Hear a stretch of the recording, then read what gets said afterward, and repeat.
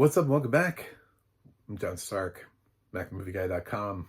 I'm a blind film critic and I'm going to talk Oscars to you. We're going to talk some Oscars. Last week I updated my best picture predictions. We're like halfway through the year. We've had a couple film festivals. Today I'm doing best director. Who are the 5 directors that I currently have slotted as my choices for director? I moved some things around. I'm interested, I'm intrigued by some things. So I'm interested to talk about that. So number one, Joachim Trier. I don't think I'm ever going to pronounce his name correctly until I hear it more times than that. For sentimental value, I think he's definitely going to get in. We have enough of an international base. This film was really well received. He's previously directed things that have also been well received. I see no reason why he wouldn't be. Sentimental Value feels like the kind of film that's going to get picture, several acting nominations, screenplay. Could easily get like a couple tech like editing and score. I don't know what the score sounds like, but I mean, like, those are easy nominations even for a drama. So I think his film's going to be a substantial player. Neon, yes, technically Neon does have the Palme d'Or winner. However, the Palme d'Or winner is from Iran. And if you've been paying attention to the world, I don't know where we're going to be with Iran in 6 months. So it's really hard for me to predict. It was just an accident for anything right now other than international feature, which I don't even know which country would pick it. I don't think the countries have announced what their official nominees are. We're just all assuming it'll be submitted for international by somebody, somewhere. So,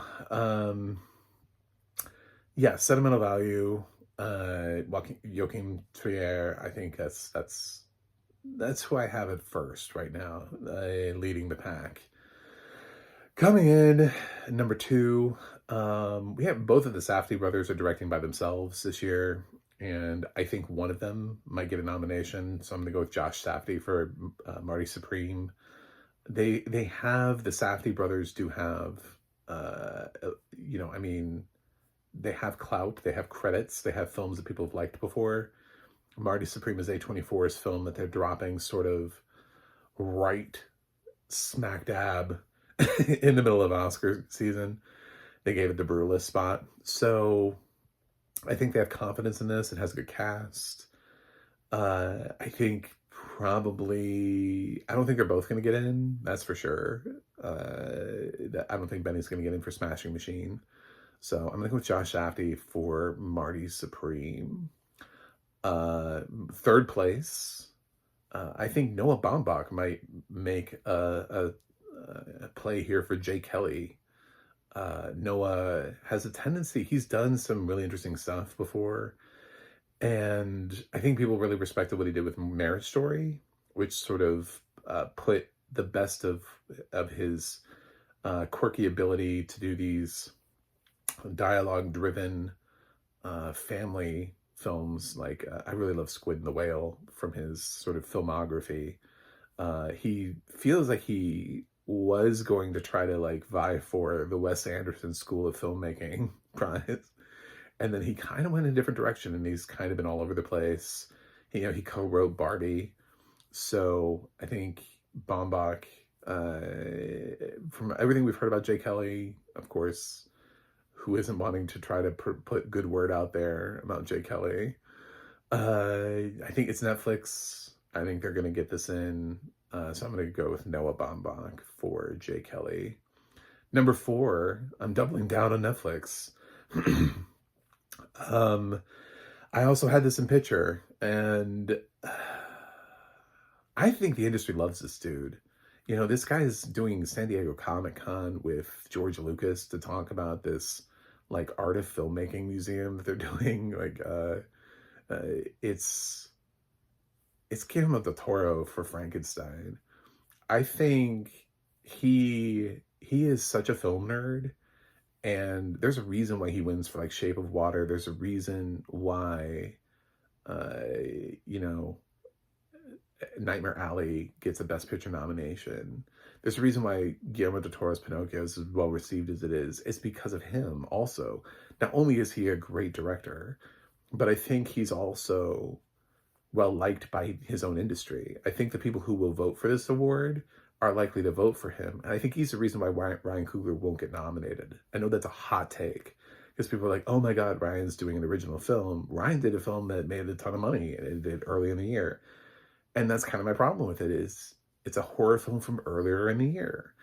It's the kind of film that feels like we're going to go back to the kind of conversations where if you look at some of these previous years and you look at the kind of people who are predicting Oscars, Dune Part 2 was all over the place. People thought that film was going to get a bajillion nominations, and Denis Villeneuve was definitely going to get a directing nomination. And maybe this Timothée Chalamet will get in for actor. You know, I mean, it was just... And then as the year progressed, people cooled on it. They just kind of backed off. Even Past Lives, which like emotionally moved people beyond words, dropped in June. And it ended up only with picture and screenplay.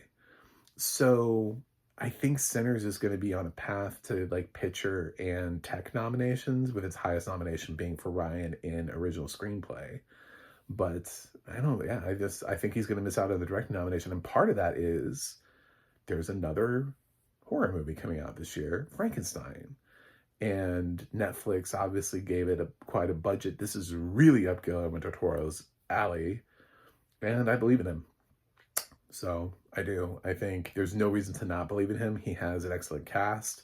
I think he could have Oscar Isaac on a trajectory to finally get an Oscar nomination. So maybe even Jacob Elordi. There could be, especially if Elordi is in the middle of his Frankenstein campaign and something gets announced as the new Bond, because he's shortlisted for Bond, suddenly there's a huge focus on Jacob Elordi. And if his performance is good enough, he could end up sliding in surprisingly for playing Frankenstein's monster, depending on how Del Toro uses him. I don't think you cast Jacob Elordi and have him stand there and not do anything. I don't think that's the point. Or, I think he's got to be emoting somehow. So those are my 4 spots. My 5th spot for right now, because I wouldn't do this normally, I left her out of the best picture race currently. But I would love to be able to say Chloe Zhao for Hamnet, because I think the category is going to have a female director.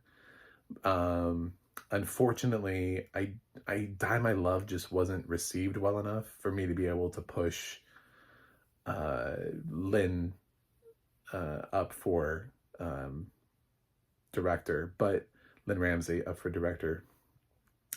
I'm going to go with John M. Chu for Wicked. I think he got close, and I think there might be some more goodwill because he didn't get nominated for people to make sure that he gets the nomination, at least one nomination for having directed Wicked.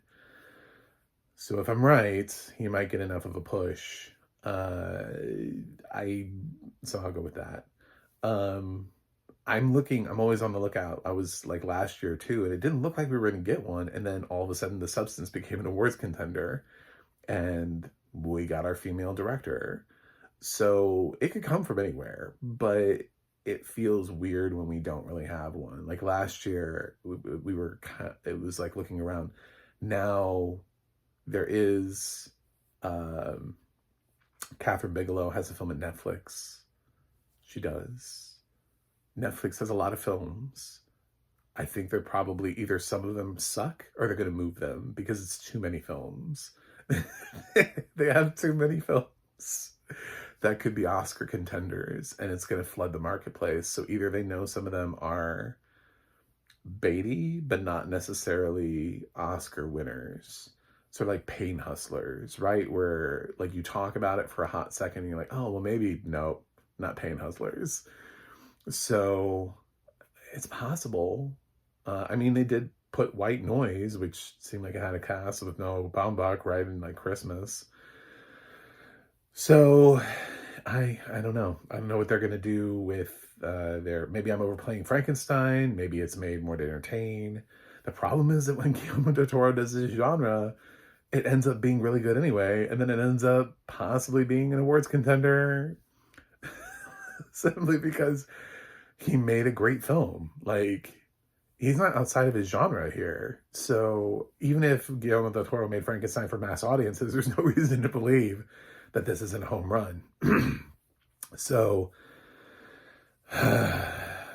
that means my runner-ups would be like Chloe Zhao for Hamnet.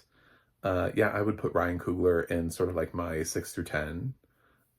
For Sinners, I've got Yorgos Lanthimos, obviously, for Begonia. I just don't want to immediately be like, oh my god, he's getting nominated for Begonia. Guys, everyone else, it's Yorgos, he's back. I think there's a chance Scott Cooper could, for the Springsteen biopic, Deliver Me From Nowhere. Just because it kind of follows the trajectory of a film last year that got a surprising directing nomination, A Complete Unknown. If the film is as good as that was, Scott Cooper could end up getting a surprise first nomination for that film. So I'm not going to rule that out either. So I think if I had to pick one more director to sort of round out the top 10, it's got to be somebody coming from an international film. But which film? See, that's the problem, is when you're doing it this far in advance, you either pick a film because you know it's being submitted by the country and you know it's going to be an international nominee, or you pick a film that you know for sure is going to. And last year, I really thought Neon had the right film with the right director, you know, who'd been kicked out of his country and was everything. So it's hard for me to say that in another year with another Iranian film director, that's suddenly going to pop. So is there necessarily an international director that I feel so strongly about saying right now? Not really. Is there anything else sort of on the plate in terms of directors?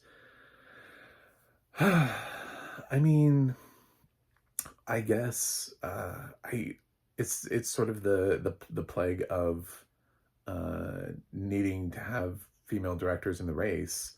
So I guess Lynn Ramsey on an outside chance for Die My Love.